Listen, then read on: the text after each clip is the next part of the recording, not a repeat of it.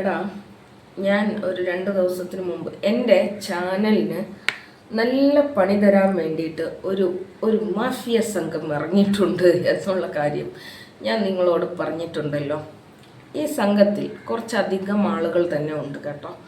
അതായത് എനിക്കൊരു സാധനം കിട്ടിയിട്ടുണ്ട്. ഞാൻ മിനിഞ്ഞാന്ന് എന്തുകൊണ്ടാണ് ലൈവിൽ വന്നതെന്നും എൻ്റെ ചാനൽ അടിച്ച് കളയാൻ ഗൾഫിൽ നിന്ന് വരെ പൈസകൾ മുടക്കാൻ ആളുകൾ റെഡിയാണ്, ലക്ഷങ്ങൾ മുടക്കി എൻ്റെ ചാനൽ കളയാൻ ആളുകൾ പരിശ്രമിക്കുന്നു എന്ന് പറയാനുണ്ടായ റീസൺ എന്ന് പറയുന്നത്, എനിക്ക് ഒരു സാധനം വന്നിട്ടുണ്ടായിരുന്നു.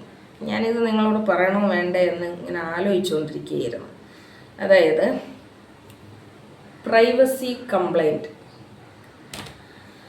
നമ്മൾ യൂട്യൂബിൽ നമ്മളൊരു വീഡിയോ ചെയ്യണമെങ്കിൽ മറ്റൊരാളുടെ പ്രൈവസിയെ ബ്രേക്ക് ചെയ്യുന്ന കാര്യങ്ങൾ ചെയ്യാൻ പാടില്ല. അതായത് അവരുടെ നമ്പർ, അവരുടെ ഫോട്ടോസ് തുടങ്ങിയിട്ടുള്ള കാര്യങ്ങൾ നമ്മൾ പബ്ലിക്കാക്കാൻ പാടില്ല. അവരുടെ അനുവാദമില്ലാതെ പബ്ലിക്കാക്കാൻ വേണ്ടിയിട്ട് സാധിക്കില്ല. ഇത് യൂട്യൂബിൻ്റെ നിയമമാണ്. അതുപോലെ തന്നെ ഇന്ത്യൻ നിയമപ്രകാരവും ഒരു സ്ത്രീയുടെ നമ്പർ പബ്ലിക് ചെയ്യാനായിട്ട് പാടില്ല. അവരുടെ അനുവാദമില്ലാതെ പബ്ലിക് ചെയ്യാനായിട്ട് പാടില്ല. കുറച്ച് നാളുകൾക്ക് മുമ്പ് ഞാനൊരു വാട്സപ്പ് ഗ്രൂപ്പിൽ അംഗമായിരുന്നു എന്നുള്ള കാര്യം നിങ്ങൾക്കറിയാമല്ലോ. ഈ ഒരു വാട്സപ്പ് ഗ്രൂപ്പിൽ മാത്രമാണ് ഞാൻ എൻ്റെ നമ്പർ ഷെയർ ചെയ്തിട്ടുള്ളത്. ഞാൻ ആ ഒരു വാട്സപ്പ് ഗ്രൂപ്പിൽ മാത്രമാണ് ഉണ്ടായിരുന്നത്. ഒരു പ്രത്യേക കാരണങ്ങൾ കൊണ്ട് ആ വാട്സപ്പ് ഗ്രൂപ്പിൽ നിന്ന് ഞാൻ ലെഫ്റ്റായി പോയിട്ടുണ്ടായിരുന്നു. ലെഫ്റ്റായി പോയത് ഇതിനു മുമ്പ് പറഞ്ഞ അതേ കാര്യം തന്നെയാണ് ഞാൻ പറയുന്നത്. ഞാൻ തെറ്റിദ്ധരിച്ചുകൊണ്ട് കയറി ചെന്ന ഒരു വാട്സപ്പ് ഗ്രൂപ്പായിരുന്നു അത്. ഒരു സൗഹൃദ ഗ്രൂപ്പാണ് എന്ന് പറഞ്ഞുകൊണ്ടാണ് ഞാൻ ആ വാട്സപ്പ് ഗ്രൂപ്പിലേക്ക് ചെന്ന് കയറിയതെങ്കിലും ആ ഗ്രൂപ്പിനുള്ളിൽ വെച്ച് നമുക്കിഷ്ടമില്ലാത്ത കാര്യങ്ങൾ ചെയ്യാൻ നിർബന്ധിക്കുകയും ഒരു പ്രത്യേകമായ ഒരു നീരാളിപ്പിടുത്തം, 2 സൈഡിൽ നിന്ന് 2 നീരാളിപ്പിടുത്തം പിടിച്ചിട്ട് നമ്മൾ സൗഹൃദപരമായി സംസാരിച്ച കാര്യങ്ങളെ എടുത്തുകൊണ്ട് വന്ന് ഭീഷണിപ്പെടുത്തിക്കൊണ്ട്, നിങ്ങളുടെ ഈ വോയിസൊക്കെ പബ്ലിക്കാക്കി കഴിഞ്ഞാൽ നിങ്ങൾ ചത്ത് എന്നൊക്കെ പറഞ്ഞുകൊണ്ട് ഭീഷണിപ്പെടുത്തിയപ്പോൾ അവിടെ നിന്ന് അന്തസ്സായിട്ട് അവരെ തള്ളക്കി വിളിച്ചുകൊണ്ട് ഇറങ്ങിപ്പോന്ന ഒരാളാണ് ഞാൻ എന്നുള്ള കാര്യം നിങ്ങൾക്കറിയാമല്ലോ. ഈ വാട്സപ്പ് ഗ്രൂപ്പിൽ നിന്നും ഞാൻ ഇറങ്ങിയതിന് ശേഷമാണ് ഞാനും എൻ്റെ സുഹൃത്തുക്കളും ഭയങ്കരമായ ഒരു അക്രമത്തിനിരയായി. അതിനെ ഇപ്പോൾ അക്രമമെന്നൊന്നും പറയാൻ വേണ്ടിയിട്ടൊന്നും പറ്റൂല. എൻ്റെ ഐഷ നെഹ്റ ഫോട്ടോ അവർ പബ്ലിക് ചെയ്തു. അതുകൊണ്ട് എന്ത് സംഭവിച്ചു? ഐഷ നെഹ്റ മുഖം കാണിച്ച് വീഡിയോ ചെയ്യാൻ തുടങ്ങി. അത് കഴിഞ്ഞ് സ്നേഹതീരത്തിൻ്റെ ഫോട്ടോ അവർ പബ്ലിഷ് ചെയ്തു. അതിനിപ്പോൾ എന്താണ് വിഷയം? എന്നാണ് ഒരാളുടെ ഐഡൻറ്റിറ്റി എന്ന് പറയുന്നത് ആണ് മുഖം. പക്ഷേ ഇവിടെ പ്രൈവസി കംപ്ലൈൻറ്റ് കൊടുത്തിരിക്കുന്നത് ഒരാൾ എന്നെ കോൾ ചെയ്തു, അയാളുടെ നമ്പർ ഞാൻ പബ്ലിക്കാക്കി എന്ന് പറഞ്ഞിട്ടാണ്. എൻ്റെ നമ്പർ പബ്ലിക്കാക്കിയപ്പോൾ, എൻ്റെ നമ്പർ ഒരു സ്ത്രീ ലംബടനായ ഒരു തെണ്ടിക്ക് കൊടുത്തപ്പോൾ ആ തെണ്ടി എന്നെ രാത്രിയിൽ വിളിച്ചു ഒരു കോള്. ആ കോള് പബ്ലിക്കാക്കിയതിന് എനിക്ക് പ്രൈവസി കംപ്ലൈൻറ്റ് വന്നടേ. നിങ്ങളിതെന്തിരടേ? എന്നെ ഒരാവശ്യവുമില്ലാതെ, ഞാനുമായി യാതൊരു ബന്ധവുമില്ലാത്ത ഒരാൾ എന്നെ കോൾ ചെയ്തു, രാത്രിയിൽ എന്നെ വിളിച്ച് ശല്യം ചെയ്തു. ഞാൻ അതെടുത്തുകൊണ്ട് വന്ന് എൻ്റെ പ്രേക്ഷകർക്ക് കാണിച്ചു കൊടുത്തപ്പോൾ, അതായത് ഈ പുള്ളിക്കാരനുമായിട്ട് നേരത്തെ ഒരു വിഷയം വേറൊരു യൂട്യൂബറിനുണ്ട്. വേറൊരു യൂട്യൂബർ, അതായത് ഷാജിയുമായിട്ട് ബന്ധപ്പെട്ടിട്ട് ഈ ഒരു പുള്ളിക്കാരന് നല്ലൊരു കോൺട്രവേഴ്സി നടക്കുന്ന സമയത്ത് എനിക്ക് യാതൊരു ബന്ധവുമില്ലാത്ത റൌഫ് എന്ന് പറയുന്ന പുള്ളിക്കാരൻ എൻ്റെ നമ്പറിലേക്ക് വിളിക്കുന്നു. എൻ്റെ നമ്പർ എങ്ങനെ കിട്ടി എന്ന ചോദ്യത്തിൽ അയാൾക്ക് ഉത്തരമില്ല. പോട്ടെ, അയാൾ എൻ്റെ വാട്സപ്പിൽ കയറി വന്ന് ഒന്നാന്തരം ഭീഷണി എന്നെ പെടുത്തിയിടയി. ഒരു സ്ത്രീയായ എനിക്ക് യാതൊരു പരിചയവുമില്ലാത്ത ഒരാൾ എൻ്റെ നമ്പരെ വിളിച്ചിട്ട് എന്നെ ഭീഷണിപ്പെടുത്തിയിടേ. സാധാരണഗതിയിൽ അത് കൊണ്ടുവന്ന് നമ്മൾ പോലീസ് സ്റ്റേഷനിൽ കൊണ്ടുവന്ന് പരാതി കൊടുത്ത് അതിന് വേണ്ടുന്ന നീക്കുപോക്കാണ് ചെയ്യേണ്ടത്. പക്ഷേ മറ്റ് സ്ത്രീകൾ, അല്ലെങ്കിൽ നാളെ ഇനി വരാൻ പോകുന്ന യൂട്യൂബേഴ്സ് ഈ ഒരു പ്രശ്നത്തെ നേരിട്ടേക്കാം എന്ന് പറഞ്ഞുകൊണ്ട് ഞാനത് പബ്ലിക്കാക്കി. അത് തെറ്റാണ്. അത് തെറ്റാണ്. അതായത് ഒരാളുടെ നമ്പർ പബ്ലിക്കാക്കുന്നത് തെറ്റാണ്. ഈ പുള്ളിക്കാരൻ എന്നെ ഭീഷണിപ്പെടുത്തിയിട്ടുണ്ട്. ആ ഭീഷണി കോള് ഞാൻ റെക്കോർഡ് ചെയ്ത് വെച്ചിട്ടുണ്ട്. അതിനെനിക്ക് ഇന്നലെ പ്രൈവസി കംപ്ലൈൻറ്റ് വന്നിട്ടുണ്ട്.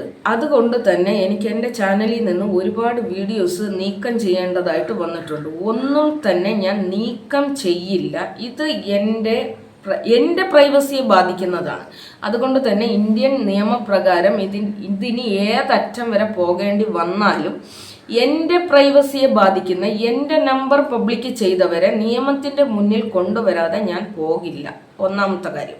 അപ്പോൾ എൻ്റെ ചാനലിൽ നിന്നും ഫസ്റ്റത്തെ വീഡിയോ നീക്കം ചെയ്തിട്ടുണ്ട്. അതായത് എൻ്റെ ചാനൽ റിമൂവ് ചെയ്യാൻ ഒരു മാഫിയ തന്നെ ഇതിൻ്റെ പിന്നിലുണ്ട് എന്നുള്ളതിൻ്റെ വലിയ തെളിവാണ്. എനിക്ക് യാതൊരു ബന്ധവുമില്ലാത്ത റൌഫ് എന്ന് പറയുന്ന പുള്ളിക്കാരൻ എന്നെ കോൾ ചെയ്തത് ഞാൻ എൻ്റെ പ്രേക്ഷകർക്ക് കാണിച്ചു കൊടുത്തത് ഇവിടെ എനിക്ക് നീക്കം ചെയ്യേണ്ടതായിട്ട് വന്നിട്ടുണ്ട്. ഇനി ഈ നമ്പർ എങ്ങനെയാണ് റൌഫിന് പോയത്? ഞാനൊരു വാട്സപ്പ് ഗ്രൂപ്പിലുണ്ടായിരുന്നു. ആ വാട്സപ്പ് ഗ്രൂപ്പ് വഴിയാണ് എൻ്റെ നമ്പർ പബ്ലിക്കായിരിക്കുന്നത്. അതൊക്കെ തെളിയിക്കാൻ വേണ്ടിയിട്ട് നമുക്ക് പറ്റും. അത് കോടതിയിൽ എത്തിക്കഴിഞ്ഞാൽ നമുക്ക് തെളിയിക്കാൻ വേണ്ടിയിട്ടൊക്കെ പറ്റും. പിന്നെ ഒരു വ്യക്തി എൻ്റെ ചാനൽ എത്ര പൈസ കൊടുത്തിട്ടായാലും നീക്കം ചെയ്യും എന്ന് മുമ്പ് വിളിച്ചിട്ടുണ്ട്. ഇവരൊക്കെയും തന്നെ ഒരു ഗ്യാങ് ആണ് എന്നുള്ളതും ഒരു വ്യക്തിയെ ഞാൻ റിയാക്ട് ചെയ്യാൻ പാടില്ല എന്ന കർശന നിരോധനം ഏർപ്പെടുത്തിക്കൊണ്ട് എൻ്റെ പിന്നാലെ എന്നെ ബുദ്ധിമുട്ടിപ്പിക്കുന്ന ഒരു ഗ്യാങ് ആൾക്കാരാണ്. ആ വ്യക്തി എന്ന് പറയുന്നത്, ആ വ്യക്തിയെക്കുറിച്ച് ഞാൻ എന്തുകൊണ്ടാണ് റിയാക്ട് ചെയ്യാൻ പാടില്ലാത്തത് എന്ന് നിങ്ങൾക്കറിയാമോ? ആ വ്യക്തി ചാരിറ്റി ചെയ്യുന്നു, അതിന് ഞാൻ തടസ്സം നിൽക്കുന്നു എന്നുള്ളത്. ചാരിറ്റിയൊക്കെ ആർക്ക് വേണമെങ്കിലും ചെയ്യാടെ. പക്ഷെ വേറൊരു വിഷയം എന്താണെന്നറിയാമോ? അതൊക്കെ സംഘടന വഴിയൊക്കെ ചെയ്യാൻ പാടുള്ളൂ. ചാരിറ്റിയൊക്കെ ആര് വേണമെങ്കിലും ചെയ്തോ. പക്ഷെ ഉമ്മാൻ്റെ അനിയത്തിക്കൊക്കെ എന്തോ ചാരിറ്റി ചെയ്തെന്നാണ് കേൾക്കുന്നത്. ഏതോ നാരങ്ങ വെള്ള കച്ചവടക്കാരിയും ഏതോ വയ്യായിക അവരൊക്കെ ഉമ്മാൻ്റെ അനിയത്തിമാരെന്നൊക്കെ കേൾക്കുന്നുണ്ടല്ലോ. ശരിയാണ്.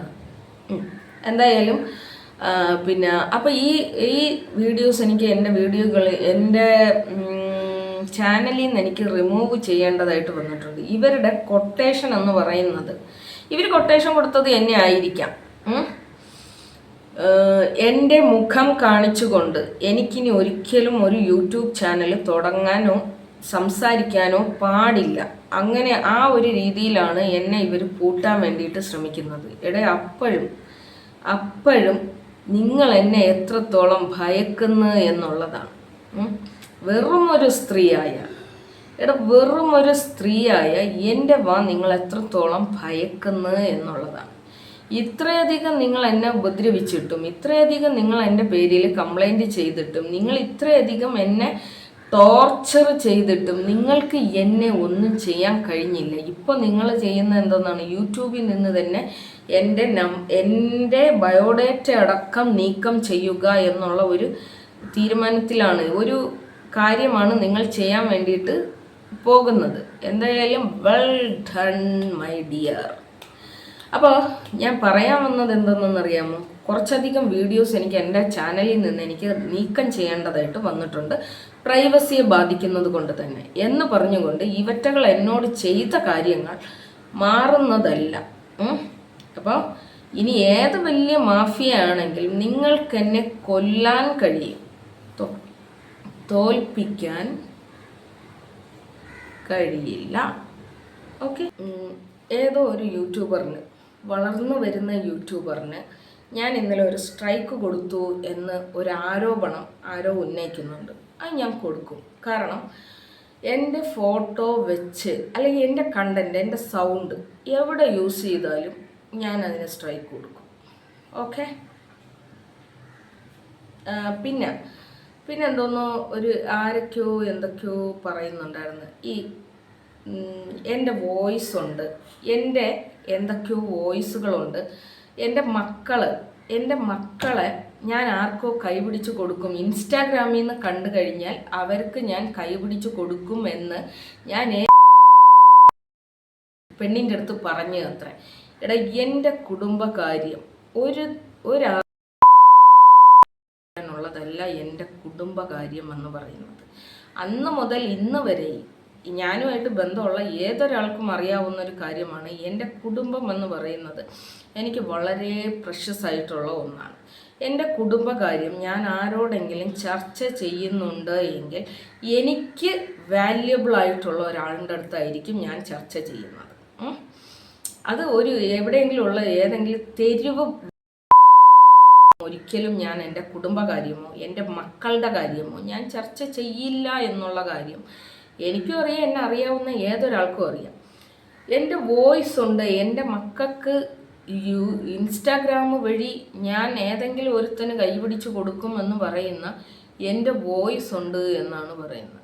എടുത്ത് പബ്ലിക്കാക്കടി, എടുത്ത് പബ്ലിക്കാക്ക്. പിന്നെ എൻ്റെ എന്തോ കാര്യം അന്വേഷിക്കുന്നു എന്ന് നീ ആര് CID എൻ്റെ കാര്യങ്ങൾ അന്വേഷിക്കാൻ? എന്തെങ്കിലും അറിഞ്ഞ് അത് സോഷ്യൽ മീഡിയയിൽ കൊണ്ടുവന്ന് ഇട്ടാൽ എനിക്ക് എന്തോരിപ്പോണെന്നാണ്. പിന്നെ എന്തോ ഒരു ഡയലോഗൊക്കെ സിനിമ ഡയലോഗ് ഇറക്കണുണ്ടായിരുന്നു. കണ്ണാ പന്നിങ്കത്താൻ കൂട്ടമാ വരും, സിംഗം സിംഗിളാ വരുമെന്ന്. എന്നിട്ട് കൂട്ടായിട്ട് വന്നിട്ട് കിടന്ന് മുല പിടിച്ച് കളിക്കണത് നീയാണല്ലോടാ. അതൊക്കെ സിംഹത്തിൻ്റെ കാര്യം, നിന്നെ പോലത്തെ പൂച്ചയുടെ കാര്യമില്ല. അതൊക്കെ